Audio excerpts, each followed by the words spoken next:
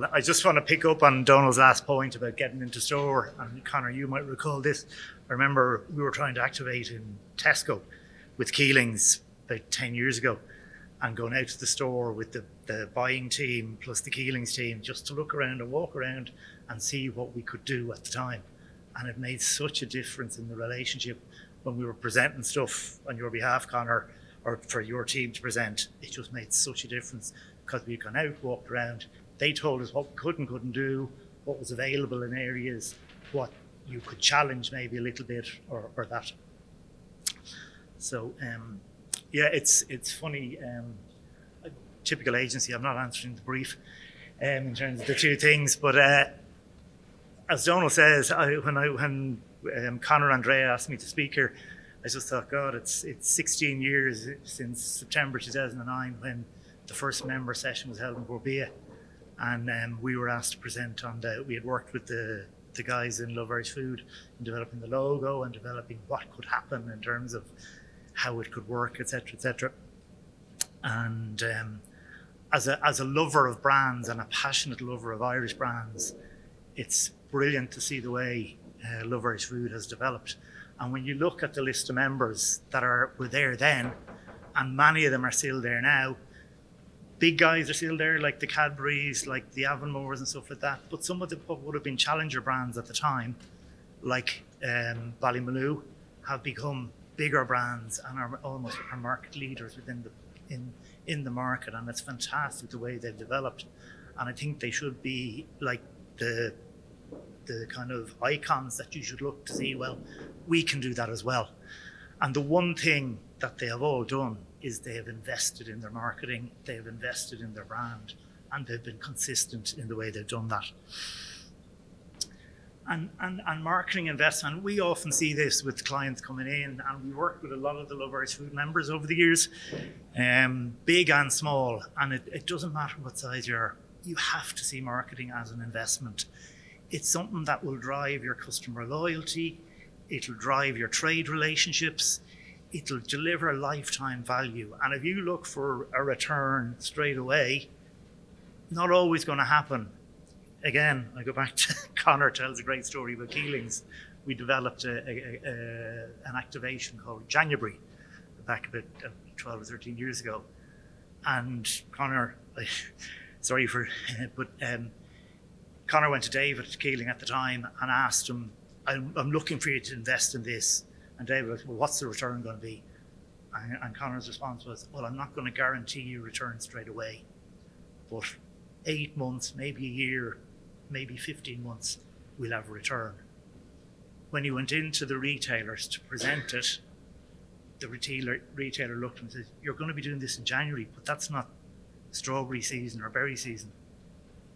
And they presented the rationale behind it. And the buyer said, okay, see what you're doing. I'm going to give you my berry business, all the shelf space up until at least summertime anyway. And it's when with the commitment to invest in a category or a brand, that's what the retailers will look for. And it's the long-term driver of what you can achieve. In terms of how much, because this is always a question, when people share budgets with agencies or with, when they're trying to do something, what do I invest? There's industry research from all over the world that says there's, depending on the category, with food, probably around 8 to 11%, but a lot of brands do invest less. At a launch, you have to significantly increase that because that's your key time to get the consumer to buy into your brand. So I suppose if I was looking at one thing is in terms of investment, invest at the right level. Don't throw it all in the first batch. Make sure you have it, because what happens if you spend your money straight away and then don't keep some level of investment, you drop off, and then when you try to invest again, you'll have to gain back some of that.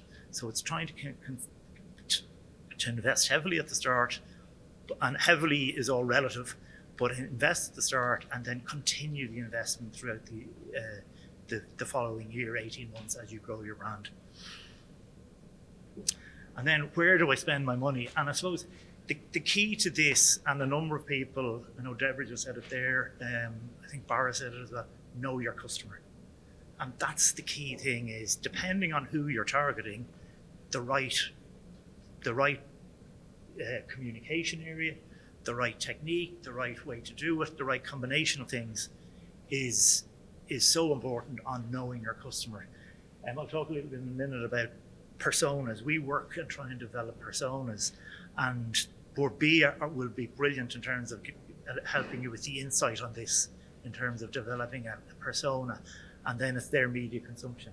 But I mean, if you look at the likes of your social media is a very cost-effective way of communicating, but it's doing it the right way. For a number of years, we've had these growing followers. Followers it's something that, it's nice to share at the dinner table, but it's not important, because with the way the likes of Meta have monetized their offering, if you have 50,000 or 100,000 followers, it doesn't matter. You're only with unless you're advertising, you're only getting to 3 to 5% of those. And the other big challenge is, you could, if you started your social media maybe 10 years ago, you'd have built up it, and then you started with Facebook, then Instagram took over, now TikTok has taken over. You're building your whole premise on someone else's foundations. You're better off building on your own foundations. See social media more as an advertising media than a community that you build followers in. OH, Conor talked about and Don talked about the great propositions that Love Irish Food have. They are fantastic, and there's such good value. TV, people always think, that's too expensive for me. With AdSmart, it is really cost effective and brilliant for targeting. Influencers are great. Love them or hate them, they're great. They do deliver. Don't look for the big ones. Micro influencers, depending on your brand category, are really useful. Don't switch in and out of different influencers. Try and stick with a tribe that know your brand and that have worked with them. If you're going to work with influencers, or if you're going to do a media drop as part of a PR strategy, then talk to the people you're sending stuff out to first and make sure they're willing to accept it. Because Snap and Share is a really cost-effective way with a PR drop to get to people and get the brand out there to a community that believe in the people that are sharing it. It's worked really well. Try to be a little bit innovative and different with your media drop, because that will get you more traction. The average industry Snap and Share is probably around 30%, but you can get it up to 70, 80%, which can really deliver for a product launch. And then the other one, so as I said, going back to the personas. So, here's the persona you might develop in terms of what you're looking for is, if my consumer is Mike, what's he doing? How is he likely to consume my product? What media is he consuming? Where am I likely to influence him? Who should I use? Should it be influencers? Should it be out of home? Should it be digital and social or whatever? And then what you do is, once you've developed your persona, and that should be insight driven with the likes of information from Board B, which, as I say, are great, you try and then develop how you're going to communicate them with the various channels. And you may not be able to afford all of these channels, but the thing is, it'll help you focus your mind on, right, if I have a budget of 30, 50, 100K, how do I split that across these channels and make sure the right channels to target that individual? And Conor said it, Donald said it, and we're a firm believer as well in using the power of Love Irish Food.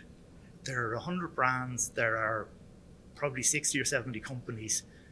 Some are new, some are in the market a long time. Use that network to work together, be it in joint promotions, or be it in, if you're facing a challenge, talk to them. Last year we worked with Donnelly's, and we worked with on our farm on chicken salsa, and basically we had an approach about a campaign with limited budget, and we said, well, that's not going to deliver what you want, so let's see how we can stretch that budget.